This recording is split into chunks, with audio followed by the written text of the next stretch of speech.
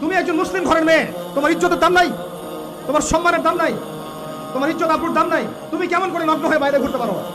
তুমি কেমন করে একটা অমুসলিম ছেলের সাথে প্রেমের সম্পর্ক করতে পারো? কিভাবে তুমি একটা অমুসলিম ছেলের সাথে বেড়ে যেতে পারো? তার সামনে তোমার তোমার পায়জামা কেমন করে খুলতে পারো তুমি? আমার ল্যাঙ্গুয়েজ আপনি রাগ করেন না, আমি খুবই ফেড আপ এদের উপরে। একটা মেয়ে একটা মুসলিম ছেলের কাছেই তো যাইতে পারবে না অবৈধভাবে। যাইতে হলে তোমার শর্ত তিনটা: বিয়ে করতে হবে, বালেগ হইতে হবে, সাক্ষী থাকতে হবে, মোহর দিতে হবে, তারপর যাইতে পারবো তুমি।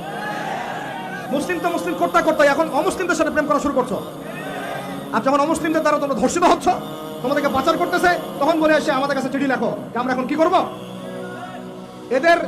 এদের কি ভাই নাই? বাসায় কি বাবা নাই? বাসায় ভাই নাই? এই চক্র থেকে সাবধান থাকতে, কোনো অবস্থাতেই কোনো মুসলমান ছেলের সাথে কোনো অবৈধ সম্পর্কে যাবেন না। অমুসলিম হলে তো কোনো কথাই নাই। অমুসলিমের সাথে আপনার কিসের প্রেমের সম্পর্ক? একটা চট দিয়ে দাঁত ফেলা দেওয়া দরকার নেই। অমুসলিম ছেলের সাথে তোমার কিসের প্রেমের সম্পর্ক? পরে যখন এই ছেলেগুলো তোমাকে নিয়ে রেপ করে রাখবে, তখন তোমার আক্কেল হবে? তখন তোমাদের হুঁশ ফিরবে? তখন এসে আমাদের কাছে মেসেজ করতেছে, আমার এই সমস্যা হয়েছে, আমাকে আমি কি করবো বলেন? আমাদের ওয়াইফদের কাছে মেসেজ করে, এরকম এরকম হয়েছে আমার সাথে, আমরা কি করবো বলেন? তোমাকে কে যাইতে বলছো এই ছেলের কাছে?